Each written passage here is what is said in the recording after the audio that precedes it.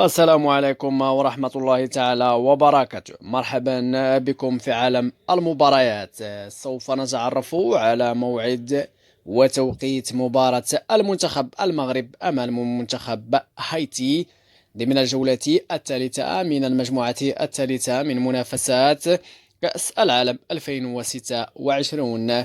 سيحتضن ملعب مرسيدس جلت هناك في أمريكا مباراة المغرب وهايتي اليوم على الساعة 11 ليلا بتوقيت المغرب والجزائر وتونس، وعلى الساعة 1 مساء بتوقيت مصر والسعودية والعراق، حيث سيتم نقل هذه المباراة على قناتكم بين سبورت ماكس 3 بتعليق جواد بدة، وعلى الرياضية التنتي المغربية بتعليق المعلق عبد الحق شراط.